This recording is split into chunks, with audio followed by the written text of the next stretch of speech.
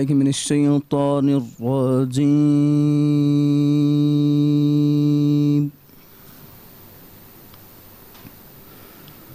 بسم الله الرحمن الرحيم.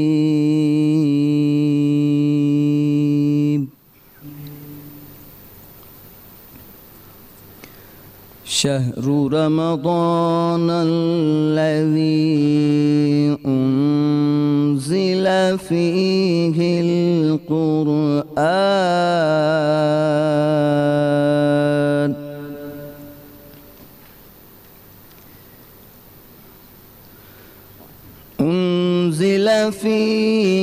القرآن هدى للناس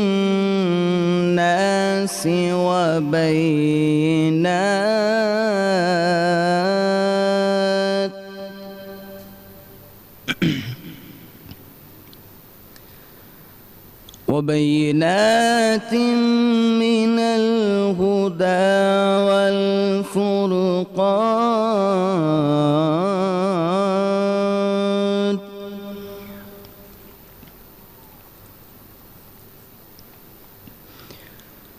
فمن شهد منكم الشهر فليصم.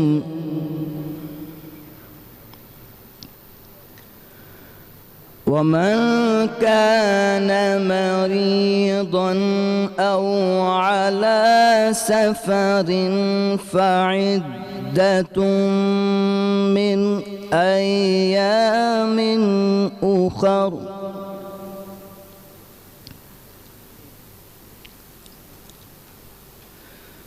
يريد الله بكم اليسر ولا يريد بكم العسر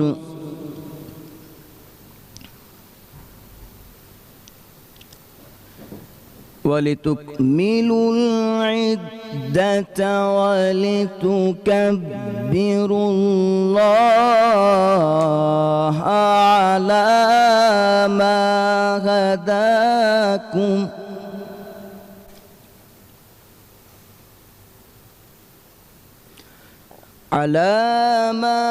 هداكم ولعلكم تشكرون. صدق الله العلي العظيم. اللہ کے نام سے شروع جو نہایت مہربان رحم کرنے والا ہے. روزوں کا مہینہ رمضان کا مہینہ ہے جس میں قرآن نازل ہوا، جو لوگوں کا رہنما ہے اور جس میں ہدایت کی کھلی نشانیاں ہیں اور جو حق و باطل کو الگ الگ کرنے والا ہے. تو جو کوئی تم میں سے اس مہینے میں موجود ہو اسے چاہیے کہ پورے مہینے میں روزے رکھے، اور جو بیمار ہو یا سفر میں ہو تو دوسرے دنوں میں روزے رکھ کر ان کا شمار پورا کر لے. خدا تمہارے حق میں آسانی چاہتا ہے اور سختی نہیں چاہتا، اور یہ آسانی کا حکم اس لیے دیا گیا ہے کہ تم روزوں کا شمار پورا کر لو، اور اس احسان کے بدلے کہ خدا نے تم کو جو ہدایت بخشی تم اس کو بزرگی سے یاد کرو اور اس کا شکر کرو. سچ فرمایا اللہ نے، وہی بزرگ و برتری والا ہے. سینے میں دل ہے، دل میں ہے دھڑکن، دھڑکن کی آواز تو اللہ اللہ اللہ اللہ. سینے میں دل ہے، دل میں ہے دھڑکن، دھڑکن کی آواز تو اللہ اللہ اللہ اللہ. چاند سورج پہ ستاروں پہ حکومت ہے تیری، تو وہ یزداں کے محمد کو ضرورت ہے تیری. چاند سورج پہ ستاروں پہ حکومت ہے تیری، تو وہ یزداں کے محمد کو ضرورت ہے تیری، رحمان بھی تو ہی ہے، ستار بھی تو ہی ہے، غفار بھی تو ہی ہے، قہار بھی تو ہی، تو ایسا محمود ہے خود محمد چاہے جسے روبرو، اللہ اللہ اللہ اللہ، سینے میں دل ہے، دل میں ہے دھڑکن، دھڑکن کی آواز تو، اللہ اللہ اللہ اللہ۔ جتنا جلدی میرا رب راضی ہوتا ہے اتنا جلدی کوئی راضی نہیں ہوتا، یا سریع الرضا، اے جلدی رب راضی ہو جانے والے رب، تو میرے عیب جانتا ہے میرے مولا، مجھے دنیا میں رسوا ہونے سے بچانا میرے مولا، تو میرے عیب چھپاتا ہے ڈال کر پردہ، میں گناہ گار بہت بخش دے تو میرے گناہ، تو میرے عیب چھپاتا ہے ڈال کر پردہ، میں گناہ گار بہت بخش دے تو میرے گناہ، رحمان بھی تو ہی ہے، ستار بھی تو ہی ہے، غفار بھی تو ہی ہے، قہار بھی تو ہی، تو جانتا ہے احوال دل کے، سب کا مسیحا ہے تو، اللہ اللہ اللہ اللہ، سینے میں دل ہے، دل میں ہے دھڑکن، دھڑکن کی آواز تو، اللہ اللہ اللہ اللہ۔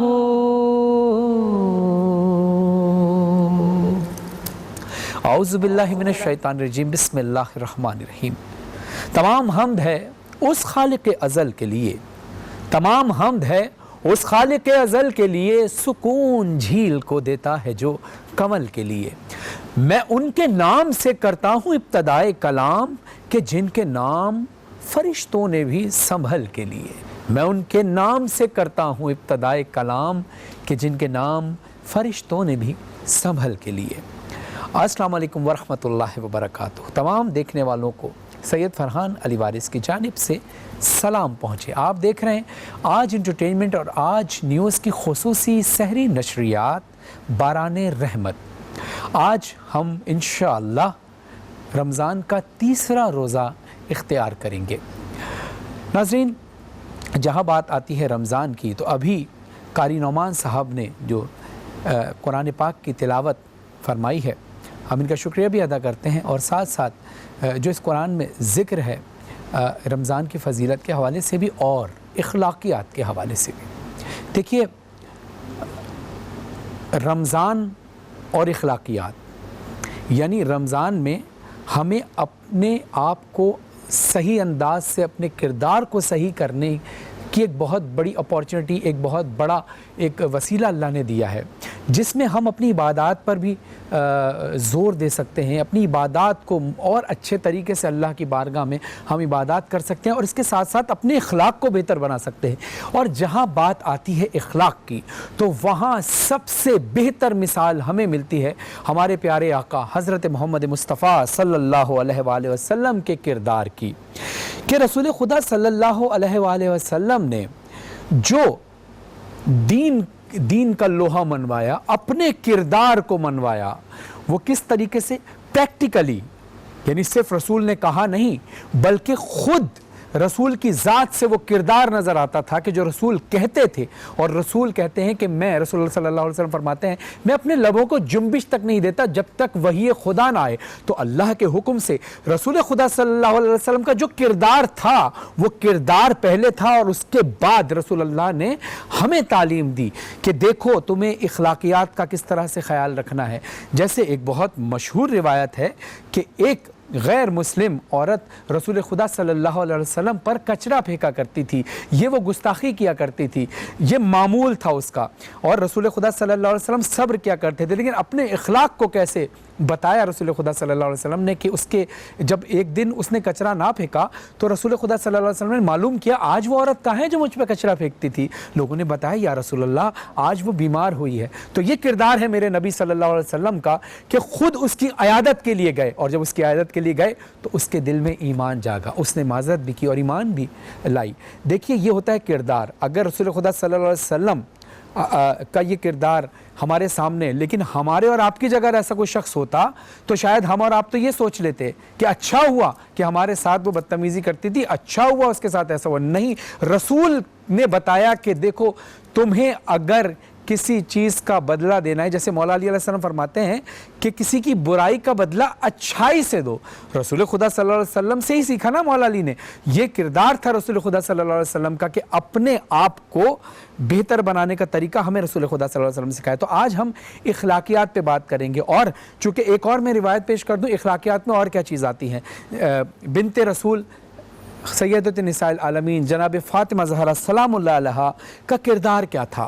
بی بی سیدہ سلام اللہ علیہ کا کردار یہ تھا کہ وہ جب دعا کے لیے بیٹھا کرتی تھی، دعا کرتی تھی اللہ سے، تو پہلے دوسروں کے لیے دعا کیا کرتی تھی۔ تو رسول خدا صلی اللہ علیہ وسلم نے ایک دن پوچھا کہ بی بی یہ بتائیے کہ آپ جب دعا کرتی ہیں تو آپ دوسروں کے لیے پہلے دعا کیوں کرتی ہے؟ یہ سوال رسول خدا صلی اللہ علیہ وسلم نے کیا تاکہ ہمیں ہدایت ملے، جو بی بی سیدہ جواب دے رہی ہیں۔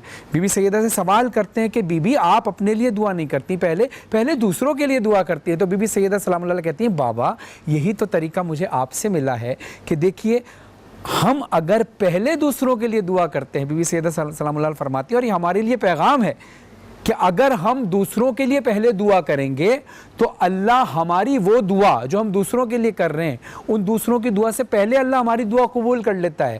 تو یہ اللہ کا انصاف اور عدل ہے۔ اور جب گھر پر دیکھا کہ بی بی سیدہ سلام اللہ علیہ نے افطار کے ٹائم پر کوئی سائل آ گیا تو یہ کردار تھا، یہ اخلاق تھا۔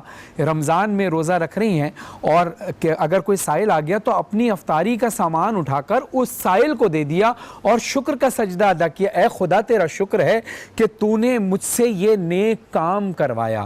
تو آج کا ہمارا ٹاپک بھی ہے رمضان اور اخلاقیات۔ تو انشاءاللہ ہمارے ساتھ ابھی ممتاز علماء کرام بھی ہوں گے اور حمد و نعت کا سلسلہ بھی ہوگا، اور ایک بہت خوبصورت سیگمنٹ ہے انداز بیان کا جس میں تقریر ہوتی ہے، تقریری مقابلہ ہوتا ہے۔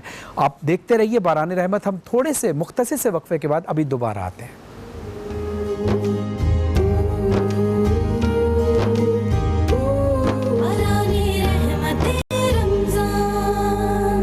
بسم اللہ الرحمن الرحیم، ویلکم بیک۔ آپ دیکھ رہے ہیں آج انٹرٹینمنٹ اور آج نیوز کی خصوصی سحری نشریات۔ میں ہوں آپ کا میزبان سید فرحان علی وارث۔ جن لوگوں نے ہمیں جوائن کیا ہم ان کو بتاتے چلیں آج کا ہمارا ٹاپک ہے رمضان اور اخلاقیات۔ لیکن ابھی ایک بہت خوبصورت سیگمنٹ کا وقت ہے جو میرا خوبصورت سیگمنٹ، میرا پسندیدہ سیگمنٹ ہے، جس کو میں پسند کرتا ہوں اور آپ بھی بہت پسند کرتے ہیں، وہ ہے انداز بیان، یعنی جس میں تقریری مقابلہ ہوتا ہے۔ اور ہم آپ کو بتائیں گے آج کا موضوع کیا ہے، لیکن اس سے پہلے آج ہم آپ کو تعارف کراتے چلیں کہ ہم آج شکر گزار ہیں، ہمارے ساتھ ایک ایسی شخصیت موجود ہیں کہ جنہوں نے 300 سے بھی زیادہ مقابلے جیتے ہیں اور شہر کراچی کا ایک بہت بڑا اور منفرد نام ہے۔ مقابلوں میں فاتح رہی ہیں اور کئی مقابلوں میں فاتح رہی ہیں اور اب تک آنے والے مقررین کی رہنمائی بھی کرتی ہیں۔ جنہ کا پاکستان فاؤنڈیشن سے ان کا تعلق ہے، میں ان کے تعارف کراتا چلوں، کسی تعارف کا محتاج نہیں، ظاہر ہے جب آپ ان کو اسکرین پر دیکھیں گے تو آپ خود ہی پہچان لیں گے۔ شہزادی کنول صاحبہ، السلام علیکم ورحمۃ اللہ وبرکاتہ، کیسی ہیں آپ؟ ٹھیک ہیں؟ آپ کو رمضان بہت بہت مبارک ہو اور آپ کا شکریہ کہ آپ تشریف لائیں۔ 2 دن سے تھوڑا سا ہم اس تیاری میں تھے تو ججز کے فرائض جو ہے وہ میں اکیلا انجام دے رہا تھا، لیکن آپ چونکہ اس فیلڈ سے وابستہ ہیں، آپ زیادہ بہتر کر سکتی ہیں، تو آپ تشریف لائیں، میں آپ کا شکریہ ادا کرتا ہوں۔ اچھا، سب سے پہلے تو میں آپ سے، ظاہر ہے آپ کے بارے میں ہم نے بہت سنا اور آپ کا جو اللہ نے آپ کو فن دیا ہے، بجائے سوال پہلے اس کے کہ ہم مقررین کو بلائیں، کچھ سوالات ہیں جو لوگ بھی جاننا چاہتے ہیں کہ ظاہر ہے جب ججمنٹ ہوتی ہے، جیسے ہم نعت خوانی کا ججمنٹ جب کرتے تھے تو ہمیں یہ پتہ ہوتا تھا کہ یہ شخص جو ہے اس کا تلفظ کیا ہے، اس کا یہ اس سر پہ ہے یا نہیں ہے، اس نے اسکیل تو چینج نہیں کر دیا. تو اس طرح سے تقریر کے اندر آپ کیا چیز دیکھتی ہیں جس کے اوپر آپ فیصلہ کرتی ہیں؟ دیکھیے، سب سے پہلے تو ہم دیکھتے ہیں کہ بچے کا مواد کیسا ہے، کانٹینٹ کیسا ہے، اس نے وہ موضوع پر ہے یا موضوع سے آؤٹ ہے. پھر ہم دیکھتے ہیں کہ اس کا انداز بیاں کیسا ہے، اس کی آواز میں وہ اتار چڑھاؤ ہے، اس کا تلفظ کیسا ہے، اس کی پروننسیشن ٹھیک ہے، اس کے ایکسپریشنز، اس کے تاثرات کیسے ہیں. وہ جب بولتا ہے تو اس کی زبان کے ساتھ اس کی آنکھیں اور اس کے چہرے کے تاثرات اور اس کی باڈی لینگویج یہ بولتی ہے کہ نہیں بولتی. اور پھر ساتھ ہم لوگ یہ بھی دیکھتے ہیں کہ اب یہ بچہ ہے، اب یہ ہائی پچ پہ پہنچ گیا ہے تو کیا یہ یہیں پر رہے گا. یہ اپس اینڈ ڈاؤنس جو ہوتے ہیں یہ بہت زیادہ جو ہیں ہم لوگ اس میں نوٹ کرتے ہیں. یوز آف روسٹم ہے، یوز آف مائک ہے، آپ کا آئی کانٹیکٹ ہے. تو یہ ساری ٹیکنیکل چیزیں ہوتی ہیں جن کی بیس پہ ہم یہ ڈیفائن کرتے ہیں، یہ سلیکٹ کرتے ہیں کہ کون سا بچہ جو ہے وہ زیادہ بہتر تھا اور کون سا بچہ جو ہے وہ اس سے بھی زیادہ بہتر تھا. اچھا، ہم زیادہ تر دیکھتے ہیں جو بچے یا جو مقررین آتے ہیں، جو بڑے بھی آتے ہیں، ان کا ایک خاص پوسچر ہوتا ہے، اسٹائل ہوتا ہے، اس طرح کر کے صرف ان کے ہاتھ یوں ہی ہوتے ہیں. تو کیا یہی ہونا ضروری ہے کہ یہ لفظ کے حساب سے باڈی کا، جیسے ہم کلام جب پڑھتے ہیں تو لفظ کے حساب سے ہم اپنے اشارے، تاکہ وہ لوگ جو الفاظ نہیں سمجھ پا رہے، جو یعنی جو بلائنڈ ہوتے ہیں، جو بہرے ہوتے ہیں، ڈیف ہوتے ہیں، جو ان کو سنائی نہیں دیتا، وہ جو گونگے ہوتے ہیں، وہ دیکھ کر اشاروں سے سمجھ جائیں. تو یہ بھی ضروری ہوتا ہے باڈی؟ بالکل، یہ بہت ضروری ہوتا ہے. دیکھیں، آپ کے ہاتھوں کے اشاروں سے، میں آپ کو چھوٹی سی بات بتاؤں کہ جب میں تقریر کیا کرتی تھی تو میں پہلے نا ایک موبائل میں اس کو ریکارڈ کر لیتی تھی. میں ایک بار اس کا والیوم پورا بند کر کے اور صرف اپنے اشارے دیکھتی تھی، اور پھر آپ کے اشاروں سے آپ کے آئی کانٹیکٹ اور یہ چہرے کے تاثرات آپ کو بتاتے تھے کہ ہاں یہاں پہ وائس اوپر جا رہی ہے، ہاں یہاں پہ. دوسری بار میں موبائل کا والیوم کھول کے موبائل الٹا رکھ دیتی تھی، اور اب اس کی آواز سے میں پہچان ہوں کہ ہاں بھائی یہاں پہ آواز جو ہے میں نے اپس اینڈ ڈاؤن کا خیال رکھنا ہے، یہاں پہ غصے سے بولنا ہے، یہاں دھیمے سے بولنا ہے. تو یہ ساری چیزیں بہت معنی رکھتی ہیں. اچھا، آپ نے کہا کہ اشاروں کا، ایک دفعہ یہ ہے کہ بچوں کو یہ چیز سکھانی پڑتی ہے، کیونکہ ہمارے یہاں نا بچوں کے اب تو جو پراپر ادارے ہیں وہ ہاتھوں پہ اینٹیں رکھوا کے نا اور پھر پریکٹس کرواتے ہیں. لیکن ایک بات بتائیں، ہاتھوں کے اشارے کے کیا یہ دونوں ڈفرینٹ چیزیں؟ ایک تو یہ اشارہ جو ہم تقریر سے کر رہے ہیں، اور ایک اشارہ خاص طور پر گونگے اور بہرے حضرات کے لیے ہوتا ہے، جیسے نیوز میں اس طرح کے اشارے ہوتے ہیں، وہ اشارے نہیں ہوتے. یہ دوسرے، ورڈز کی آپ کی باڈی لینگویج ہے نا. عام روٹین میں بھی دیکھیں کہ آپ کا کانفیڈنس لیول جو نا، جب ایک ایجوکیٹڈ یا ایک کانفیڈنس والا بندہ جب بیٹھ کے بات کرے گا، میں باہر کسی کی مثال نہیں دیتی، میں آپ ہی کی مثال دیتی ہوں. آپ جب بات کرتے ہیں تو آپ کے ہاتھوں کے اشارے آپ کے کانفیڈنس کو، آپ کی خود اعتمادی کو ظاہر کر رہے ہوتے ہیں. تو یہ بہت ضروری چیز ہے اور یہ ایک اچھی چیز ہے. بہت شکریہ. اجازت دیں تو ہم مقررین کو بلائیں. منزل تو ملے گی بھٹک کر ہی صحیح، منزل تو ملے گی بھٹک کر ہی صحیح، گمراہ تو وہ ہیں جو گھر سے نکلے ہی نہیں. ناظرین، ہمارا آج کا موضوع ہے منزل ہے دور لیکن ملے گی ضرور. تو ہم اپنے مقررین کا تعارف بھی کراتے چلیں. ہمارے ساتھ پہلے مقرر ہیں سید راقم اور ہمارے دوسرے مقرر ہیں علی زر. تو میں پہلے درخواست کروں گا سید راقم صاحب سے کہ روسٹرم پہ تشریف لائیں اور انداز بیان پیش کریں. تڑپنے پھڑکنے کی توفیق دے، دل مرتضیٰ سوز صدیق دے، جگر سے وہی تیر پھر پار کر، تمناؤں کو سینے میں بیدار کر. صدر علی وقار، منزل ہے دور مگر ملے گی ضرور. سن 1947 پاکستان آزاد ہوا اور وجود میں آیا. اس وقت ایک خاص طبقہ تھا جو کہ نعرہ تکبیر اور پاکستان زندہ باد کی صداؤں کو بلند کر کے واپس آتا ہے اور اپنی منزلوں کا منتخب کرتا ہے. اپنی منزلوں کو وہ منتخب کچھ اس طرح کرتا ہے کہ وہ جھوٹ ہے، وہ فریب ہے، وہ ریٹنگز ہیں، وہ بد اخلاقی ہے، وہ دھوکے بازی ہے. صدر علی وقار یہ وہ منزلیں ہیں جس کے رستے میں کوئی کانٹے نہیں لیکن ملتی بھی ضرور ہے. صدر علی وقار، اگر میں بات کروں دھوکے بازی کی تو یہ وہ منزل ہے جس کے اندر اس قوم کو روٹی، کپڑا اور مکان، اس کے نیچے، اس کی صداؤں کے نیچے دبوچا اور نچوڑا جاتا ہے. اور یہ قوم معصوم ہے، یہ قوم بڑی معصوم ہے. روٹی، کپڑا اور مکان ان کو نہ مل پاتا ہے، نہ یہ لے پاتے ہیں. کیونکہ حقانیت اور سچانیت کی بات کرنے والوں کو یہاں دبا دیا جاتا ہے، لیکن جن کی یہ منزل ہوتی ہے ان کو یہ مل جاتی ہے۔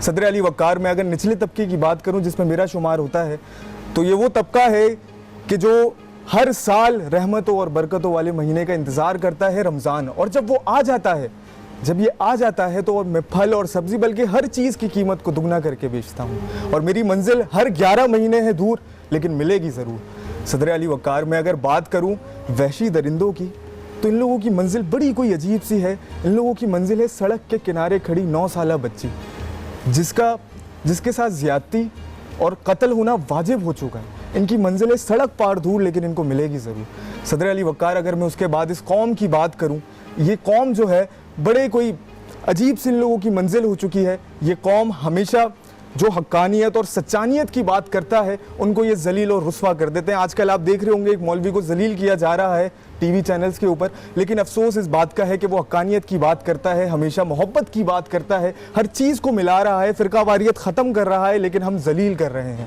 ہم اس کو ذلیل پہ ذلیل کر رہے ہیں۔ میں ان کے لیے صرف اتنا کہنا چاہوں گا کہ سورما فتنہ باطل کو مٹا دیتے ہیں، خون دہکے ہوئے ذروں کو پلا دیتے ہیں، اپنے چاندوں کو اندھیروں میں سلا دیتے ہیں، اپنی گودی کے چراغوں کو بجھا دیتے ہیں، اور مثل شبیر جو پیغام عمل دیتے ہیں، ایسے ہی لوگ زمانے کو بدل دیتے ہیں، ایسے ہی لوگ زمانے کو بدل دیتے ہیں۔ میں آپ لوگوں کو ایک اور چیز بتانا چاہوں گا کہ اگر ہماری یہی منزلیں رہیں تو ہم لوگ آنے والے وقتوں میں رسوا ہو جائیں گے، تباہ ہو جائیں گے، برباد ہو جائیں گے۔ پھر کوئی اقبال آئے گا ہمیں خواب دکھائے گا، پھر کوئی جنا آئے گا جو ہمیں منزلیں دکھائے گا، کیونکہ ہماری تو یہ منزلیں نہیں ہیں۔ ہماری جو منزلیں، ہم لوگ رسوا ہو جائیں گے، تباہ ہو جائیں گے، برباد ہو جائیں گے، کیونکہ پہلے ہم ایک قوم تھے اور ہمارا ایک قائد تھا، آج ہم سب قائد ہیں اور ہمیں ایک قوم کی ضرورت ہے۔ انسان بے حسی کا چلن بیچنے لگے، انسان بے حسی کا چلن بیچنے لگے، ریشم جو بیچتے تھے کفن بیچنے لگے، کچھ باغباں بہارے چلن بیچنے لگے، جب کچھ نہ بک سکا تو وطن بیچنے لگے، جب کچھ نہ بک سکا تو وطن بیچنے لگے۔ بہت بہت شکریہ۔ ماشاء اللہ۔ شہزاد صاحب، اگر آپ اجازت دیں تو آپ کے کمنٹ سے پہلے ہم دوسرے مقرر کو بلا لیتے ہیں۔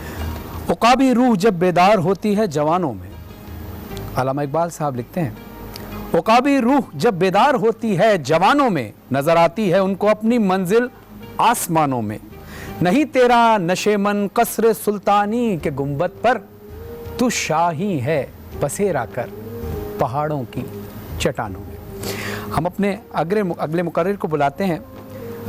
جناب علی زر صاحب، آپ سے درخواست ہے کہ آپ پروگرام پہ تشریف لائیے اور انداز بیان۔ منزل ہے دور لیکن ملے گی ضرور، موضوع ہے آپ کا۔ صدر علی وقار، میں دیکھتا ہوں کہ بر صغیر کے مسلمانوں کو قتل عام کیا جا رہا ہوتا ہے، میں دیکھتا ہوں کہ ان کی عزتوں کو پیروں تلے روندا جاتا ہے، مگر صدر علی وقار، ایک شخص کہ جس کا نام جناح ہے کھڑا ہوتا ہے اور یہ کہتا ہے منزل دور ہے لیکن ملے گی ضرور، کہ جناب والا وقت بدلتا ہے، زاویہ تبدیل ہوتا ہے، کہ 1947 13 اگست کی وہ رات آتی ہے کہ سب طرف خاموشی ہے، کہ ایک جمہوری ریاست کے قیام کے خاطر سب مسلمان سجدے میں ہیں، بچے بوڑھے نوجوان سب دعا گو ہیں، مائیں مصلے پہ دعا کرتے ہوئے نظر آتی ہیں، کہ جناب والا صرف ایک قیام پاکستان کے خاطر مسلمان دعا کر رہے ہیں، کہ اچانک ریڈیو پاکستان پہ اعلان ہوتا ہے کہ پاکستان کی آزادی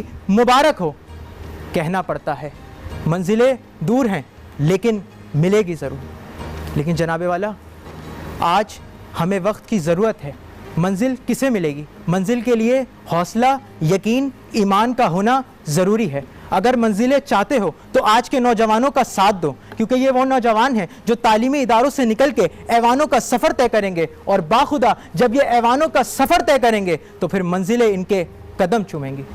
مگر صدر علی وقار، آج میرے ملک میں مشکل حالات گرفتار ہیں، آج میرا ملک پوری طرف سے اندھیرے بادلوں میں چھپا ہوا ہے، مگر مجھے یقین ہے کہ ہم اس سے باہر نکلیں گے۔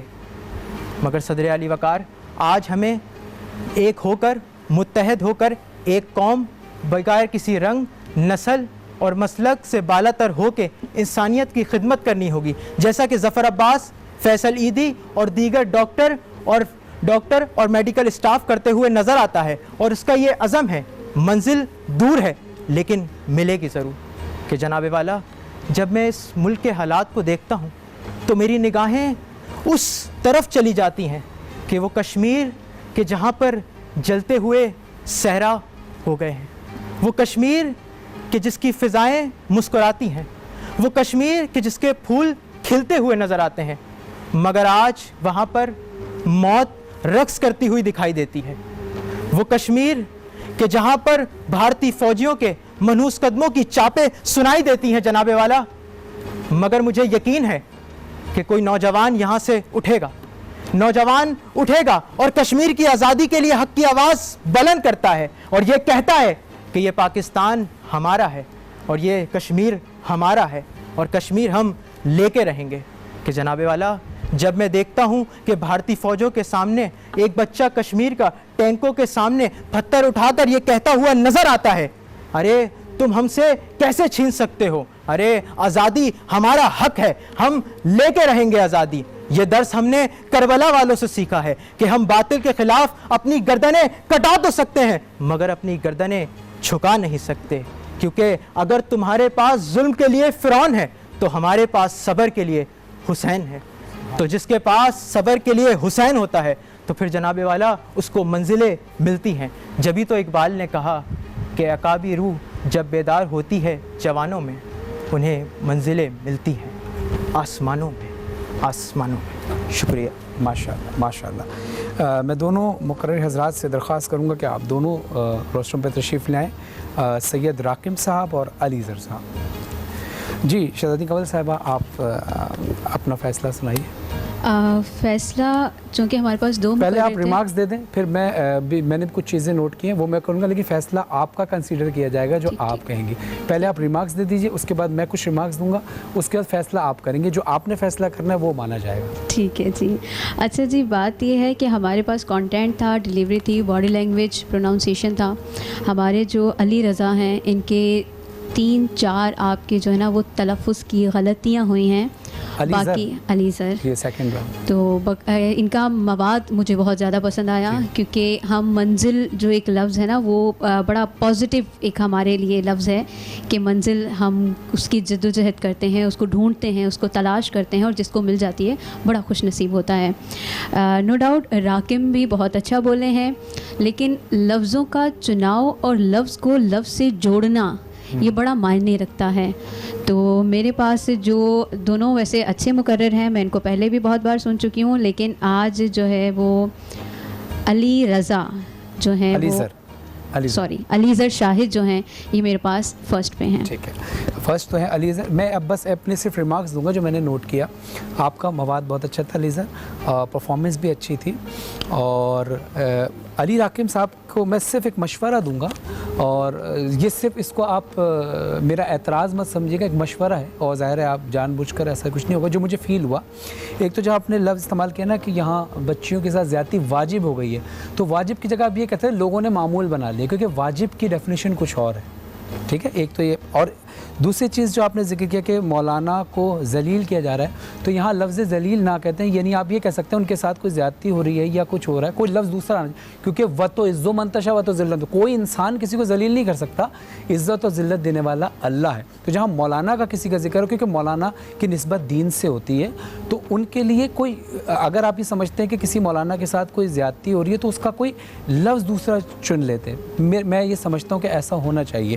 لیکن جو فیصلہ شہزادی کنول صاحبہ نے کیا فیصلہ, کیونکہ جج یہ ہے, میں نے صرف جو چیزیں نوٹ کی ہیں میں نے وہ کہا ہے, اور اگر میری بات کسی بات سے دل آزاری ہو تو میں آپ لوگوں سے معذرت چاہتا ہوں. آپ نے بالکل وہی لفظ جو ہے وہ اسی پہ اعتراض آپ کو بھی ہوا ہے, مجھے بھی اسی لفظ پہ اعتراض ہوا تھا, کیونکہ ہم نا, اور اس کے بعد پھر میں نے 1-2 لفظ اور کیے کہ ہم ایک ہستی ہمارے لیے بہت معتبر ہے نا, تو اگر ہم بہت فریکوینٹلی بھی بات کر رہے ہیں تو ہم اس کو کرتا نہیں بولیں گے, کرتے بولیں گے.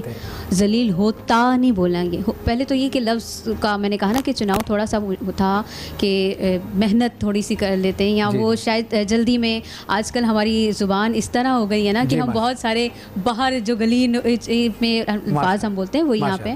تو بس یہ 2-4 چیزیں تھیں, باقی بالکل آپ جج ہیں. نہیں آپ ہیں, میرا یہ منصب نہیں ہے.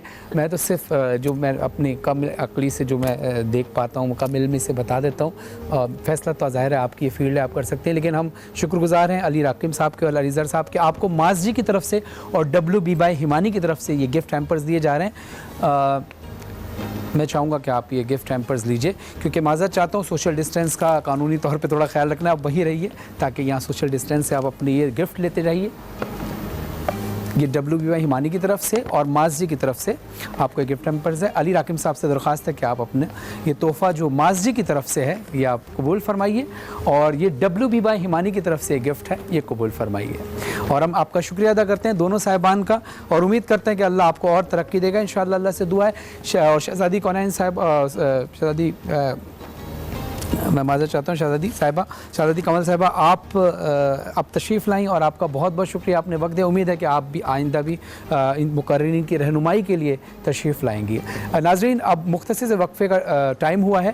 اب ہم آئیں گے تو علماء کرام ہمارے ساتھ ہوں گے. ہمارا موضوع ہے رمضان اور اخلاقیات. اس کے بعد حمد و نعت کا سلسلہ بھی ہوگا, معروف نعت خان بھی ہمارے ساتھ ہوں گے. دیکھتے رہیے باران رحمت, آج انٹرٹینمنٹ اور آج ٹی وی کی خصوصی سحری نشریات.